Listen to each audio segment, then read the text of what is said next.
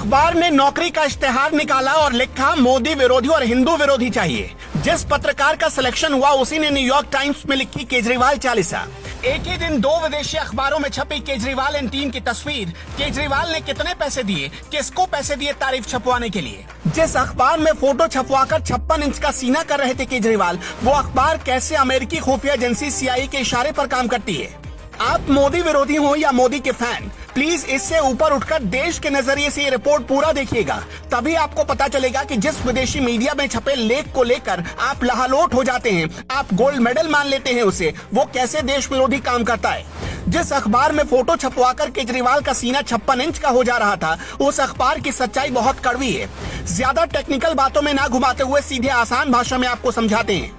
लेकिन उससे पहले सोशल मीडिया के एक दावे को बहुत ध्यान से सुनिएगा और समझिएगा। 18 अगस्त 2022 को जिस न्यूयॉर्क टाइम्स में केजरीवाल की फोटो छपी थी ना, उसी न्यूयॉर्क टाइम्स ने करीब 1 साल पहले 1 जुलाई 2021 को नौकरी के लिए एक प्रचार निकाला और लिखा उसे दिल्ली में एक ऐसा पत्रकार चाहिए जो मोदी विरोधी हो, हिंदू विरोधी हो, मोदी सरकार को हिलाने वाले लेख लिखने की काबिलियत रखता हो।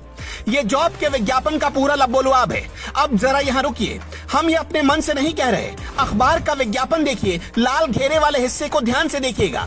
इसमें लिखा था मोदी हिंदू राष्ट्र के लिए मस्कुलर नेशनलिज्म की वकालत कर रहे हैं, फ्री स्पीच को कुचलना चाहते हैं। इस बॉक्स के नीचे वाले कॉलम में लिखा है, हम एक ऐसे आदमी की तलाश है जो सिक्योरिटी और प्राइवेसी को बैलेंस करते हुए इन सारी चीजों के खिलाफ अंदर की बात लिख सके और बोल सके। आप जब इस जॉब वाले विज्ञापन को पढ़ेंगे तो पता चलेगा एक अच्छे जर्नलिस्ट से ज्यादा न्यूयॉर्क टाइम्स को एक ऐसे जर्नलिस्ट की जरूरत थी जो मोदी विरोधी उसके एजेंडे को अच्छे से चला सके। इसके बाद सिलेक्शन हुआ करणदीप सिंह और सौम्या खंडेलवाल का। जो लाल घेरा देख रहे हैं ना आप, इसमें सिर्फ और सिर्फ मोदी सरकार को तानाशाह साबित करने की कोशिश की गई है और बताया गया है कि जो भी होगा वो इनसे लड़ने वाला होना चाहिए। अब यहाँ हमारा आपसे एक सवाल है, ईमानदारी से जवाब दीजिएगा। नौकरी के विज्ञापन में किसी सरकार की आलोचना कभी देखी और पढ़ी है क्या आपने? न्यूयॉर्क टाइम्स इसे चाहता तो सीधा सीधा लिख सकता था कि एक निर्भीक और निडर पत्रकार चाहिए जो पक्ष विपक्ष, रक्षा, राजनीति जैसे मामलों पर खुलकर बोल सके। लेकिन नहीं, न्यूयॉर्क टाइम्स ने भूमिका बनाई, मोदी के नाम को लेकर एजेंडा चलाया, वो भी नौकरी वाले विज्ञापन में। एक और रोचक जानकारी आ रही है। जानकारी ये कि न्यूयॉर्क टाइम्स में जो केजरीवाल के लिए लेख लिखा गया था, उस आर्टिकल को डॉक्टर अनूप अग्रवाल, डॉक्टर नमन शाह और डॉक्टर शाहिद जमाल ने तैयार किया था। ये तीनों मोदी विरोधी एजेंडा चलाने वाले लोगों में शुमार हैं। आपको लग रहा होगा कि ये तीनों कौन हैं, तो पूरा लिंक बहुत दिलचस्प है। डॉक्टर अनूप अग्रवाल अशोका यूनिवर्सिटी के प्रोफेसर हैं और जन स्वास्थ्य मिशन NGO से जुड़े हुए हैं। जन स्वास्थ्य मिशन NGO के संस्थापक हैं योगेश जैन, जो मोदी विरोधी और गोधरा की प्रोपेगेंडाबाज तिस्ता सीतलवाड़ के पक्के दोस्त हैं। तिस्ता सीतलवाड़ वही हैं जो मोदी के खिलाफ दुष्प्रचार की साजिश रचने की आरोपी रह चुकी हैं और सुप्रीम कोर्ट ने हाल ही में उन्हें इसका दोषी पाया, फटकार भी लगाई। जन स्वास्थ्य मिशन को सबसे ज्यादा डोनेशन मिलता है ऑक्सफेम इंडिया से। ऑक्सफेम इंडिया के CEO हैं अमिताभ बहर, जो मोदी विरोधी हर्ष मंदर के साथ एक दूसरे NGO में पार्टनर हैं।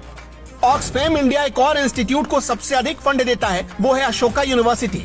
न्यूयॉर्क टाइम्स के इस लेख में तीसरे लेखक शाहिद जमील हैं, वो उसी अशोका यूनिवर्सिटी के प्रोफेसर हैं और अपने न्यूयॉर्क टाइम्स के पत्रकार करणदीप सिंह उसी अशोका यूनिवर्सिटी के स्टूडेंट रह चुके हैं।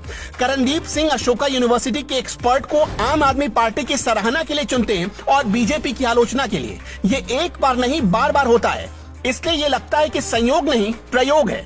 अब एक और जानकारी सुनिए। विजय पटेल एक फैक्ट चेकर हैं और उनका दावा है कि अमेरिका की खुफिया एजेंसी CIA मीडिया के लोगों का इस्तेमाल अक्सर अपने एजेंडे को साधने के लिए भारत के खिलाफ करती है। विजय ने इसके लिए एक रेफरेंस भी दिया है जिसमें साफ साफ लिखा है कि CIA कुछ जर्नलिस्ट को अपना हथियार बना रही है।